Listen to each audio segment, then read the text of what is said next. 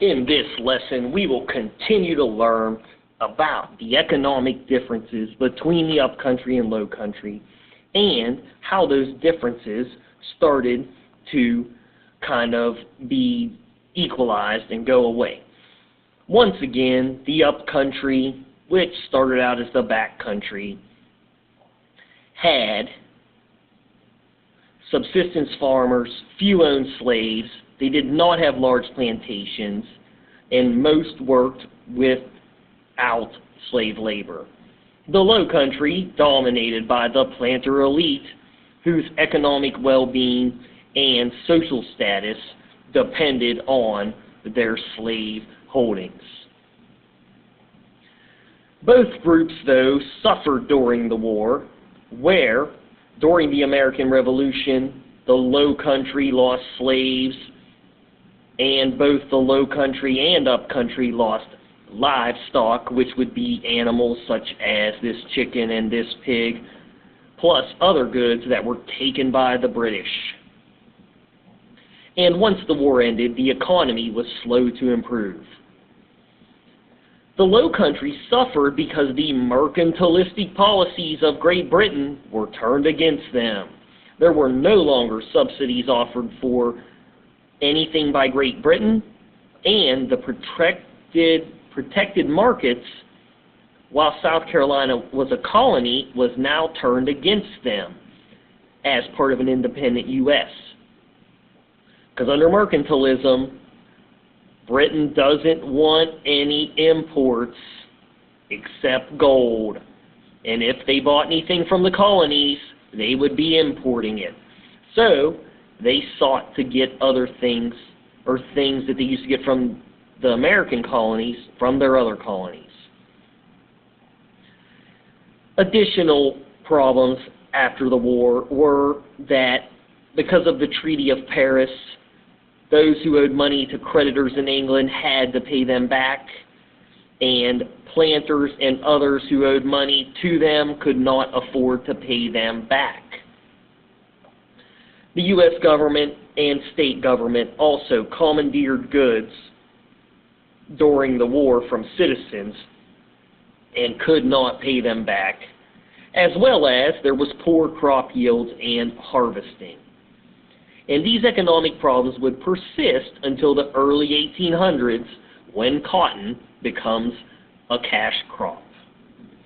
As far as South Carolina's early years, the lowcountry elite had little respect for the people living in the upcountry.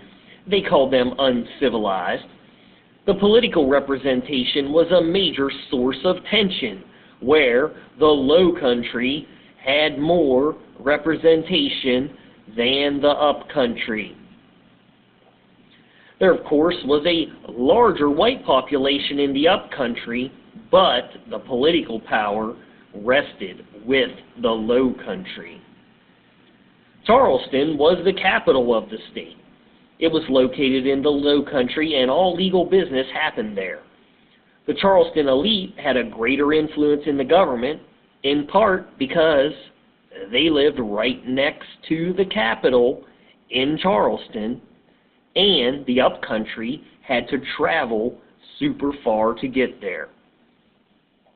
In 1785, counties and courts were created in the backcountry, but the capital remained in Charleston.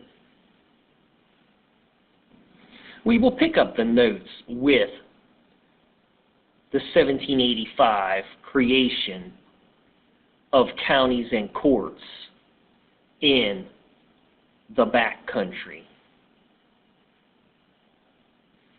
And from there, we will show why things changed a little in South Carolina. The main instrument of change was the following thing that we are going to create.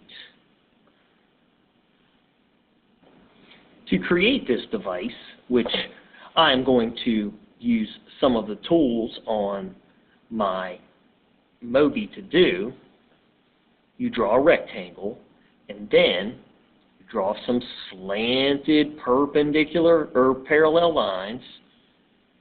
And many of you are talented. I'm sure that you can manage this. This device is what would cause things in the upcountry to change. I know it looks like an open box, and that it is. However, it was way more than just a box. It was a machine, and it would cause great economic and some social change in the Carolinas. And it would also cause some of these disagreements between the upcountry and the lowcountry to go away. By now, you've learned in 7th grade, and I am sure that you recognize the device, or you know a little more about this section than you think you do. This device was created in 1793, and it was created by Eli Whitney, who also created things such as interchangeable parts. Does anybody know what it is? Yes, it's the cotton gin. Well, the cotton gin would cause great change in Carolina, and the upcountry would start to be on the same path as the lowcountry.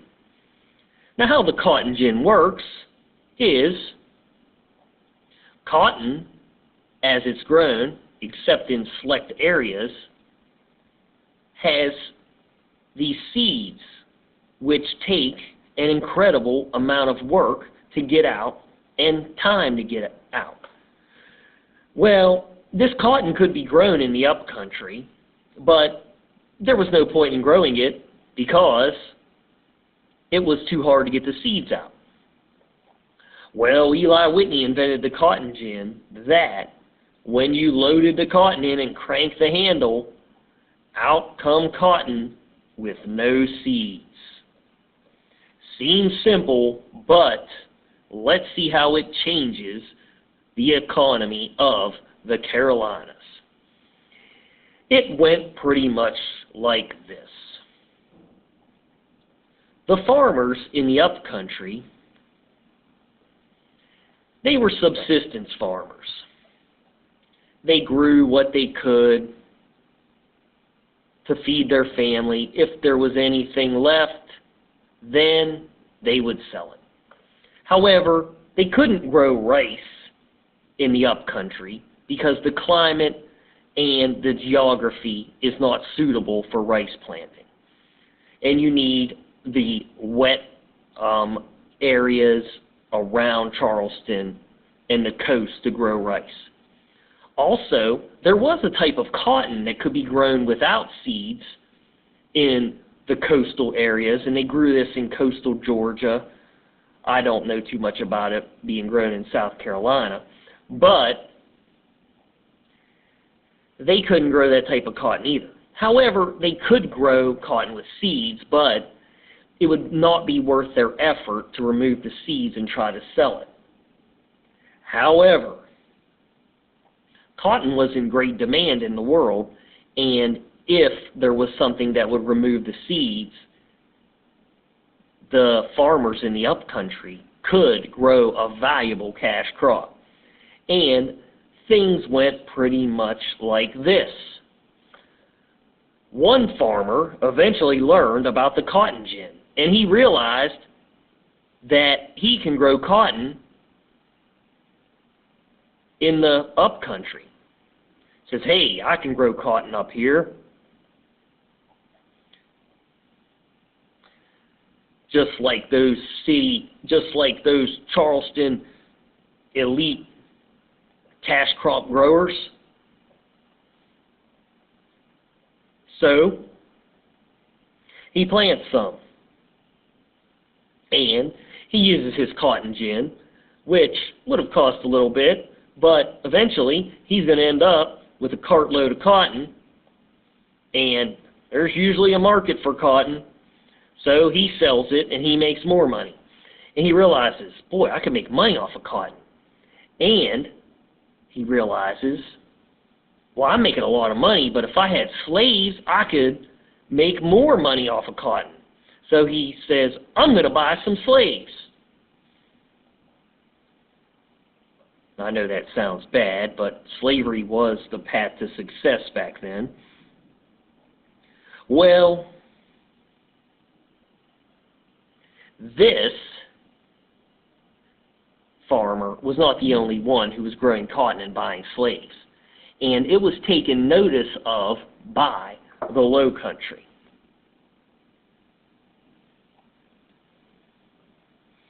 In Charleston, where the representation is, the Charleston elite are pretty much going like this. Now, of course, you can't see this far, but hey, look, the upcountry, uncivilized barbarians are getting some slaves now. So maybe we can let them have some more representation in the government. Because the whole reason we never let them have representation in the government was because we feared they would not support slavery. And now, if they have their own slaves, they definitely will support slavery. So I am way less afraid that they'll take away my slaves now because they rely on slave labor also. Now, what happens is the General Assembly passes some laws, and these laws, which would give the people of the backcountry more representation, was known as the Compromise of 1808, which is also known as reapportionment.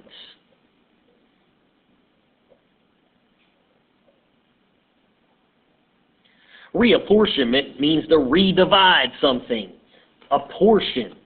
Now, what they were going to reapportion was the South Carolina General Assembly. Remember, the South Carolina General Assembly was largely made up of the Low Country elite planters. Well, they are going to reapportion that General Assembly so the upcountry has more equal representation. So what shared political power with the people in the upcountry and backcountry was the Compromise of 1808, known as reapportionment.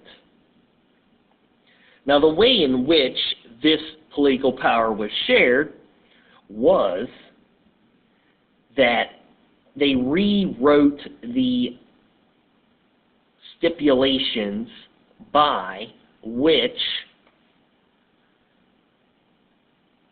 representatives will be chosen for the General Assembly. And reapportionment, the Compromise of 1808, said that representation is to be based equally on two things: the white population plus the amount of taxable property. So, no longer would it just be almost an unofficial, the Low Country gets more thing. Now there was definite criteria for the selection of these candidates and where they come from. Now, the Low Country still would maintain some majority because By including taxable property, this includes slaves. And the result is, since slaves are the most valuable property that anyone owned in the Carolinas, or the whole colonies for that fact, the Low Country continues to have more representation.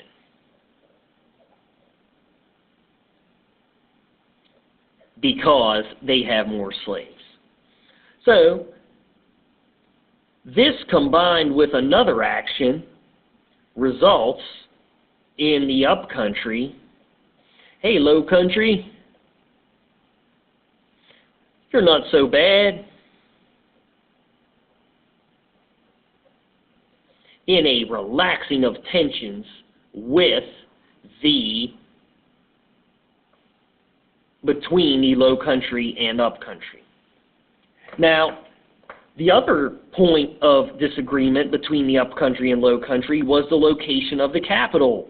Well, one of the ways that the legislature sought to ease these tensions was by moving that capital to its current location in Columbia. So the old capital, which the Upcountry had to travel too far to get to, was moved to its current location in Columbia shortly after 1785. They actually did this prior to the whole spread of slavery to the Upcountry because of the cotton gin. Last, before I go through the PowerPoint slides, the cotton gin would cause a very big economic transformation in the Carolinas. Not only would the Upcountry grow cotton, but the Low Country as well would start growing cotton too, in addition to rice and indigo. In fact, cotton would become the #1 crop in the entire South, which is why they called it King Cotton. The result of the cotton gin was planters all throughout the colonies, all throughout the Carolinas, become more dependent on slave labor. This also causes, because not only would slaves be present in the Low Country, but an increase in the number of slaves in the Carolinas, and once more a population imbalance where there was more slaves than whites in South Carolina.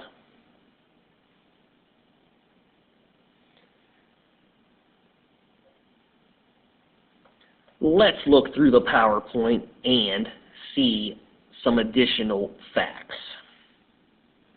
So, as was said before, in 1786, which is 7 years before the cotton gin, the capital of South Carolina was moved to its current location of Columbia, which was equally accessible to both the Upcountry and the Low Country. This eased but did not eliminate the political tensions between the Upcountry and the Low Country. The Low Country continued to maintain the majority in the legislature. And that's because they feared giving Upcountry planters equal representation in the legislature because of fear that they did not support slavery. The cotton gin was the thing that changed everything. Here it is, and let's see once again how that changed everything in the South. So, here's the picture minimized, and there's a big bale of cotton. Eli Whitney invents the cotton gin in 1793. Cotton is now a valuable cash crop in the Low Country and the Upcountry. The Upcountry can grow cotton, but they could not grow every other cash crop that the Low Country could. So this causes a greater need for slaves. And as the number of slaves in the upcountry increased, so did the willingness of the low country to share political power. The result of this willingness to share political power was called the Compromise of 1808, or reapportionment. The reapportionment means the redistribution of power, which comes from the word portion, which means a piece. Who will get what piece of the legislature? Reapportionment, which shared political power with the upcountry, decided that representation was to be based equally on the white population plus the amount of taxable property. The most valuable property was slaves, and areas with more slaves continued to have more control over the government. Both the low country and upcountry had their share of slaves, so they both would share political power. However, the low country would have slightly more because they had slightly more slaves. This completes the lesson for today. Thank you for listening. I hope you did well.